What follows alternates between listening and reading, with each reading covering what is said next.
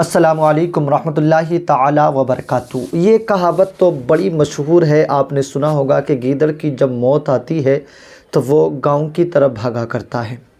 آپ نے اب سے پہلے بھی اجمیر شریف کی تاریخ کو جن لوگوں نے جانا ہے انہوں نے جانا ہے، اور جنہوں نے نہیں جانا ہے انہیں ہم بتائے دیتے ہیں۔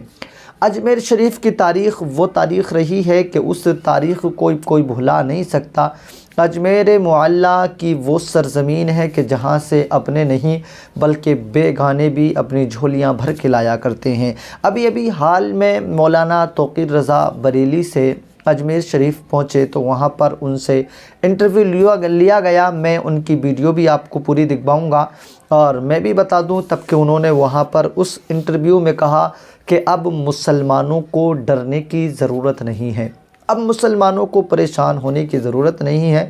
اگر بات خواجہ غریب نواز رضی اللہ تعالیٰ عنہ کی بارگاہ تک آ گئی ہے تو انشاءاللہ تعالیٰ تمام مسلمانوں کو یہاں سے آرام ملے گا، سکون ملے گا، اور جس نیائے کی بات چلتی ہے وہ یہاں سے مل جائے گا۔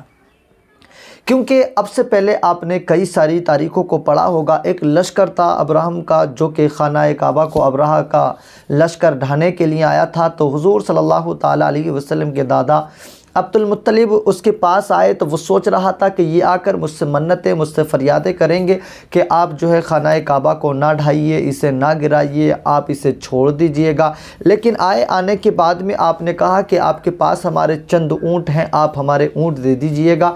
وہ کہنے لگا بہت عجیب آدمی ہے، میں تو آپ کے خانہ کعبہ کو گرانے آیا ہوں، اسے ساتھ لے جانے آیا ہوں، آپ ہیں کہ آپ اپنے اونٹوں کی فکر کر رہے ہیں؟ تو آپ نے جواب دیا تھا کہ میرے اونٹ ہیں اس لیے میں اونٹوں کی فکر کر رہا ہوں، جس کا خانہ کعبہ ہے وہ اپنے خانہ کعبہ کی فکر کرے گا، وہ اس کو اپنے آپ بچائے گا، آپ تو بس میرے اونٹ دے دیجئے گا۔ مولانا توقیر رضا کا بتانے کا مقصد یہی تھا کہ جب اجمیر درگاہ تک آئے ہیں تو اس میں جو آرام کرنے والے ہیں وہ ایسی ذات ہے کہ وہ اپنی حفاظت بھی کرنا جانتی ہے، اور جو انہوں نے یہاں پر بسائے ہیں وہ ان کی حفاظت کرنا بھی جانتے ہیں۔ انہوں نے بارہا بڑا انٹرویو دیا جو میں آپ کو سنوانے کے لیے جا رہا ہوں، کیونکہ یہ وہ بارگاہ ہے۔ اس بارگاہ میں ایک مرتبہ اورنگزیب حاضری کے لیے پہنچتے ہیں جب وہ اپنے وقت میں بادشاہ ہیں، تو وہاں پر آپ نے دیکھا کہ ایک نابینا انسان ہے، دروازے پر بیٹھا ہے اور کچھ مانگ رہا ہے۔ آپ نے کہا کیا بات ہے، کیوں مانگ رہا ہے؟ کہنے لگا میری آنکھیں نہیں ہیں،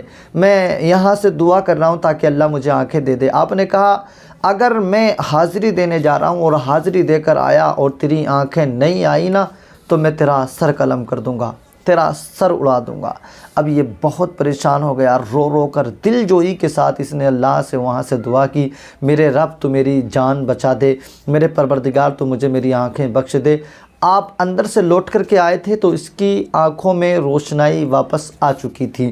جب آپ ملتا ہے کہ جب سے یہ جو دعا کر رہا تھا یقیناً بس یوں ہی دعا کر رہا تھا، لیکن جب اس کے جان پہ بن آئی تو اس نے بڑی دل سے دعا کی جو وہاں سے قبول ہو گئی۔ یعنی یہ وہ بارگاہ ہے کہ یہاں سے ان کے وسیلے سے، ان کے صدقے سے دعائیں قبول ہوا کرتی ہیں۔ آئیے مولانا توقیر رضا خان بریلوی کا پہلے بیان سنتے ہیں، اس کے بعد میں چند باتیں کریں گے۔ پہلے بیان سنتے ہیں۔ اس میں جو بھی ہمارے سہیوگ کی اگر ضرورت ہوگی، ویسے غریب نواز کی سرپرستی ہے، اور میں یہ سمجھتا ہوں حضرت وہ بم جو پورے ہندوستان میں گھوم رہا تھا آپ کو یاد ہوگا، جب درگاہ تک آیا وہ بم غائب ہو گیا۔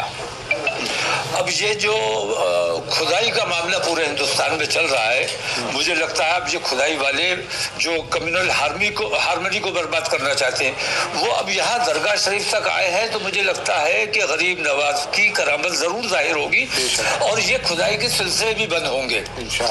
تو ہارمنی قائم رہنی چاہیے، ہمارے ملک میں امن قائم رہنا چاہیے۔ جو لوگ اس کو مطلب مسلم دشمنی میں اگر یہ کام کر رہے ہیں تو وہ انہیں اپنے غور کرنا چاہیے کہ یہ ملک کے لیے نقصان دہ ہے۔ اپنے ملک کو نقصان اس وجہ سے مت پہنچاؤ کہ مسلمانوں کو نقصان پہنچانا ہے۔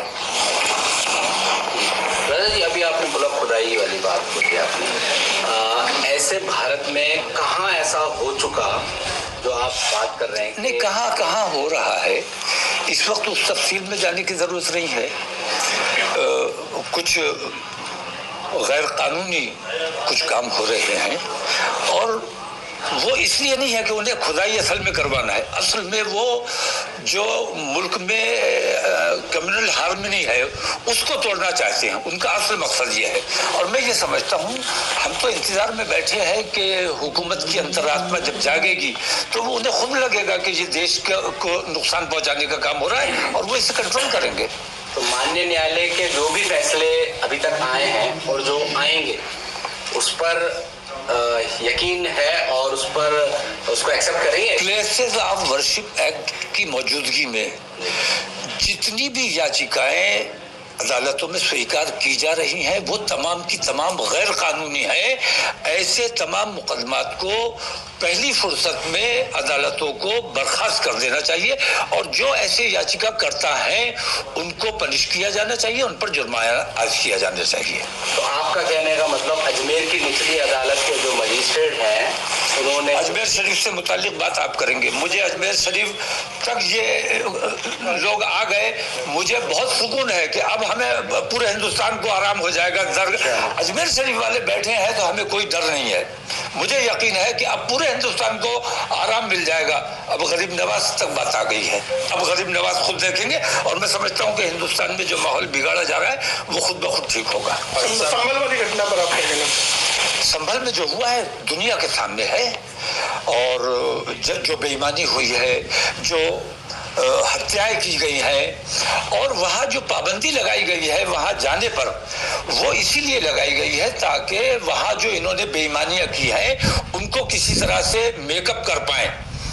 اور اب ایک کھوکا مل گیا ہے کہ میڈ ان امریکہ ہے یا کیا ہے، پاکستان سے بھی کنیکشن جو تم بھائی کہیں سے بھی کنیکشن جوڑ دو، ہم سچے ہندوستانی تھے اور ہیں اور رہیں گے۔ ہم اپنے ملک کے مفاد میں سوچتے ہیں اور اپنے تمام ہندوستانیوں کو اپنا بھائی سمجھتے ہیں۔ جی، آپ نے مولانا توقیر رضا صاحب کا انٹرویو سن لیا ہے، جو کہ اجمیر شریف ہی میں یہ انٹرویو ہوا جب آپ وہاں پر حاضری کے لیے پہنچے۔ گویا کہ یہاں سے یہ بات تو صاف ہے کہ اجمیر شریف کی درگاہ وہ درگاہ ہے، انشاءاللہ تعالی ہمیں امید ہے کہ وہاں تک اگر بات جائے گی تو کوئی نہ کوئی فیصلہ ضرور نکل کے آ جائے گا، کیونکہ وہاں پر اپنی منمانی یہ نہیں چلا سکتے ہیں، کیونکہ وہ ہندوستان کے بادشاہ کی بارگاہ ہے اور وہاں سے انصاف ملنا، وہاں سے انصاف کا پیغام پہلے بھی دیا گیا ہے اور آج بھی دیا جائے گا، اور وہاں سے اپنے بیگانے غیر سارے لوگوں کی جھولیاں وہاں سے بھری جاتی ہیں۔ تو ہمیں امید ہے کہ انشاءاللہ تعالی ملک ہندوستان کے مسلمان مایوس نہیں ہوں گے، وہاں سے ہم سب کے لیے کوئی نہ کوئی فیصلہ ضرور نکلے گا۔ رب کعبہ کی بارگاہ میں دعا گو ہوں، مولا پروردگار اپنے محبوب کے صدقے سے پروردگار ملک ہندوستان میں امن، چین، سکون عطا فرما۔ سرکار غریب نواز رضی اللہ تعالیٰ عنہ کی بارگاہ اور تمام ہمارے مزار مقدس، ہماری مساجدیں، ہمارے مدارس، مولا ان سب کی غیب سے حفاظت فرما، ہم سب کی جان مال، عزت و آبرو کی حفاظت فرما، تمام پریشانیوں سے ہماری حفاظت فرما، آمین۔ خدا حافظ۔